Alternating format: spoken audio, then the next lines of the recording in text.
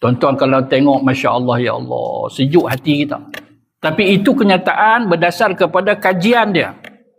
Dia dapat daripada tok guru dia. Dia kata apa dah? Kalau buat tiap-tiap minggu jadi makruh. Sebab apa? Nabi buat ni, hadis tu sahih, Nabi buat. Betul. Tapi kalau buat tiap-tiap minggu, makruh. Sebab apa? Sebab dah kepahaman masyarakat kena buat. Padahal benda tu bukan kena buat. Benda tu pilihan sebab sunat. Itu kenyataan dia. Kalau yang kata jelas daripada Nabi, hadis tu sahih, jelas pada Nabi, kan? Bahkan Nabi buat, hadis tu sahih, nak buat tiap-tiap minggu pun jadi makruh, kita kira yang ni pula. Yang ni bukan daripada Nabi. Ni satu rekaan jelas pula kata palsu. Nak buat tiap-tiap tahun. Apa hukum pula kat situ?